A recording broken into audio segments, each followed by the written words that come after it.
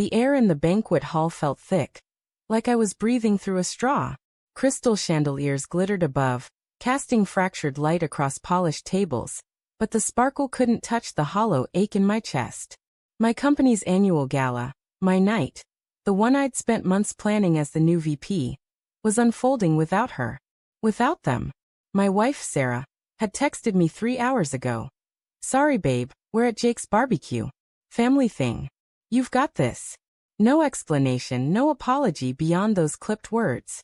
My parents, my sister, even my niece, they were all there, at my brother's house, laughing over ribs while I stood alone, shaking hands with executives, my smile a brittle mask. I checked my phone again, the screen's glow stinging my eyes. No new messages. Just that single text, its casual tone slicing deeper each time I read it. The clink of champagne glasses and forced laughter swirled around me, but my mind was elsewhere. Picturing Sarah's laugh, her hand brushing Jake's arm as she passed him a beer.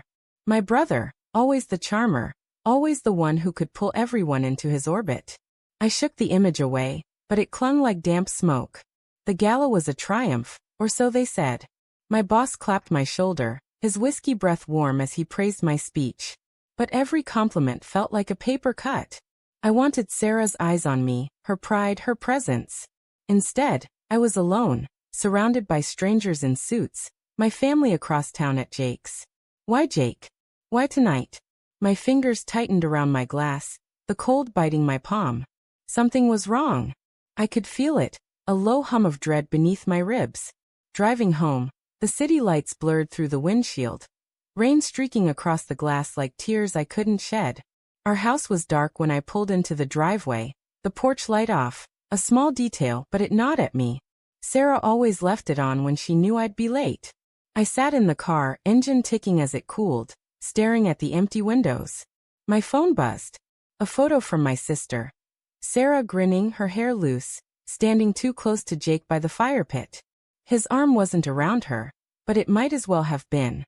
The caption read, "Wish you were here." I deleted it before my thumb could hover too long. Inside, the house smelled of her lavender lotion, a scent that used to mean home but now felt like a stranger's perfume. Her purse was on the counter, keys tossed beside it. She'd been home. My pulse quickened, a dull thud in my ears. "Sarah." My voice echoed in the quiet, unanswered. Upstairs, our bedroom was empty, the bed unmade, her side a tangle of sheets. A single sock, Jake's, one of those garish neon ones he wore to stand out, lay crumpled by the nightstand.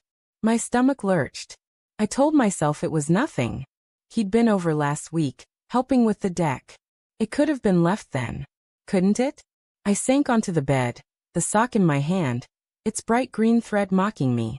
My mind spun, replaying every moment I'd brushed off.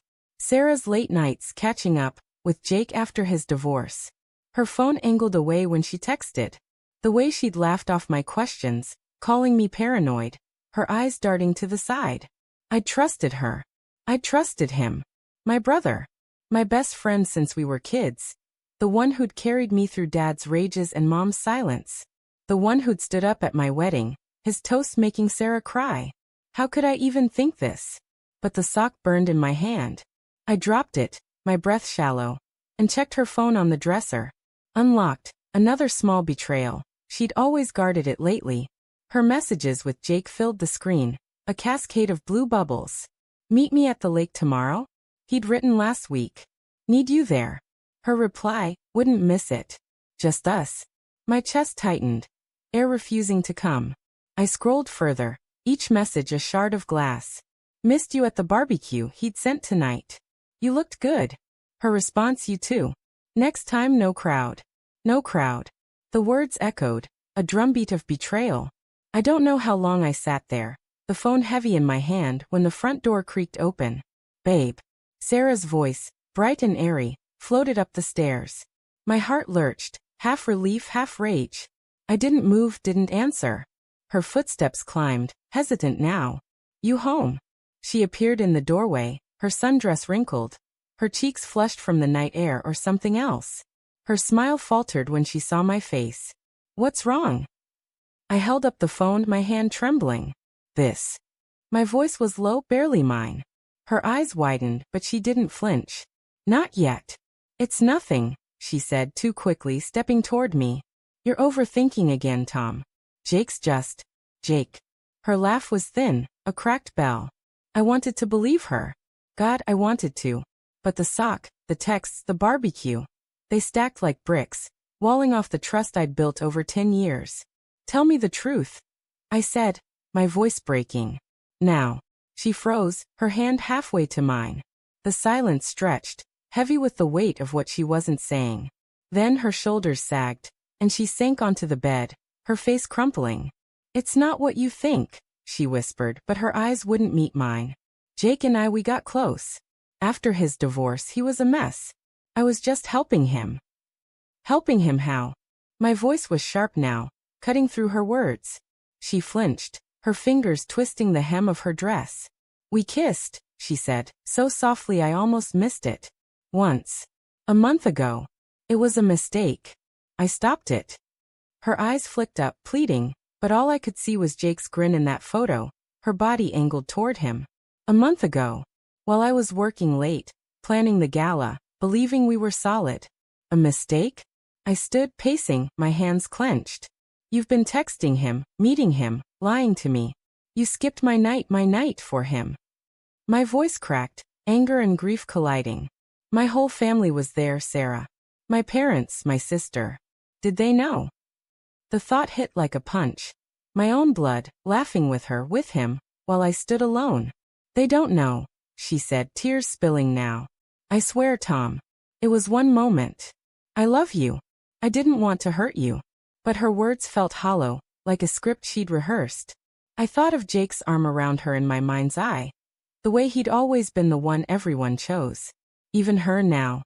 I left the room. Her sobs trailing me down the stairs. The kitchen was too bright, the counters too clean, everything too normal for the chaos in my chest. I grabbed my keys, needing air, needing distance. But as I opened the door, Jake stood there, his fist raised to knock. His face, my face mirrored but sharper, cockier, paled when he saw me. Tom, he started, his voice too smooth. I heard you left the gala early. Thought I'd check on you. Check on me. I laughed, a bitter, broken sound. Or check on her? His eyes flickered, just for a second, but it was enough. The truth was there, in the way he shifted, the way his mouth tightened. Not just a kiss. Not just once. My brother, my wife. 2 betrayals in one blow. I'm sorry, he said, and the words were a blade, final and sharp. It wasn't supposed to happen. He reached for me, but I stepped back, my vision blurring. The man I'd trusted most, the woman I'd loved most, they'd shattered me together. I turned away, the rain cold on my face, and walked into the night, leaving them both behind. The barbecue, the sock, the texts, they weren't just clues. They were the end of everything I'd believed in.